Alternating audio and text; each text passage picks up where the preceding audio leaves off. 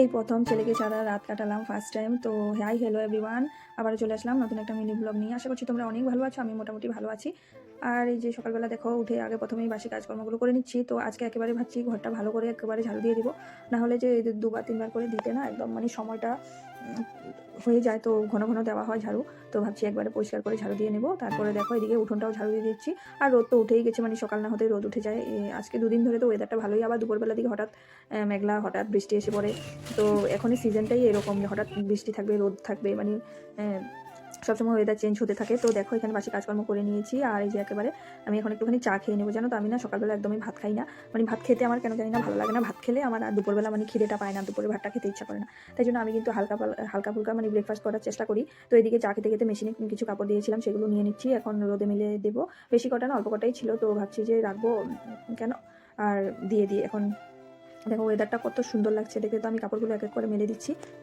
চলো আজকে কিছু ভালোবাসা মানুষের কমেন্টে রিপ্লাই দেবো। এখানে সুনিতা দাস বলেছে অনেক অনেক সুন্দর হয়েছে ভিডিওটি, thank you so much Sunita. Mitali Das Modak বলেছে খুব ভালো দিদিভাই, thank you so much Mitali এত সুন্দর একটা কমেন্ট করার জন্য। এভাবেই তোমরা আমার পাশে থেকো। আর এই যে তোমাদেরকে প্রথমে তো বললাম, ছেলে এই ফার্স্ট টাইম আমাকে ছেড়ে গিয়েছে মামার বাড়ি।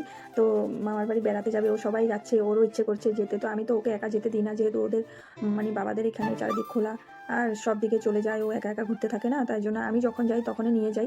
এমনিতে তো ওরা রাখতে পারবে, তাও মানে ওদের ওদের সবসময় দেখে দেখে রাখতে লাগবে, ওদের কাজকর্ম থাকে, চালাবে না, কথা শুনবে। আর যখনই খাওয়া দাওয়াটাও টাইম মতো করে না, মানে আমি লগে থাকলে তো তাও টাইম মতো খাওয়া দাওয়া করিয়ে দিই। মা তারা ওকে ডাকতে থাকে, কিন্তু ও তো খেতে যায় না, স্নান করবে না, মানে অনেকটাই প্রবলেম করে। তো তাই জন্য আমি কিন্তু পাঠাই না। তো যাই হোক, ও গেছে আর আমি আজকে যাব। তো এদিকে আমি ঘরের কাজকর্মগুলো করে নিচ্ছি। আর এই যে সকালে বাসন টাসন মেজে নিয়েছি, সমস্ত বাসনগুলো এখন শুকনা বাসনগুলো এখানে ঝুড়িতে রেখেছিলাম, ভেজাগুলো তো জলটা ঝরে গেছে। তো এগুলো এখন ভালো করে এই যে একটাতে রেখে দেবো। আর এখন আমি স্নান টান করে পুজো দিয়ে চলে আসলাম রান্না করতে। তো সবজি কেটে নিচ্ছি। তো এখানে সাজনা, লাল ডাঁটা কতগুলো ছিল, তো এগুলো তো রাখলে হাজব্যান্ড রান্না করে খাবে না, তাই জন্য আমি ভাবছি আজকে এটার সবজি করে নেবো। তো সিম্পল সবজিগুলো রাখলে ওগুলো খেয়ে নেবে, কিন্তু সাজনা টাজনা তো কাটবেও না, খাবেও না, এগুলো নষ্ট হবে। তাই জন্য এই সবজিটা আমি বানিয়ে নেবো আজকে।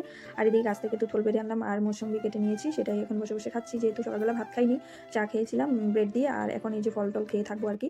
তো এদিকে দেখো আমার এই যে মশলাটা কষানো হয়ে গেছে, সবজিটা এখন মাছের মাথা ছিল সেগুলোকে দিয়ে দিচ্ছি। ইলিশ মাছের মাথা ছিল, কাতল মাছের মাথা ছিল, সেগুলো দিয়ে বানাচ্ছি। আর জানো তো খেতে কিন্তু খুবই দারুণ হয়েছে। আর সজনে ডাঁটা কিন্তু এমনিতেও রান্নলে ভালো লাগে। তারপর কিন্তু আমার রান্নাবান্না হয়ে গেছে, আর হাজব্যান্ডও চলে আসলো, তারপরে আমরা খাওয়া দাওয়া করে নেবো এখন। আর ডাল ছিল, এই যে সবজিটা ছিল, আর দই ছিল। তো খাওয়া দাওয়া করে আজকের ভিডিওটা এখানে শেষ করছি। আমার ভিডিওটা ভালো লেগে থাকলে অবশ্যই একটা সুন্দর কমেন্ট করে যেও।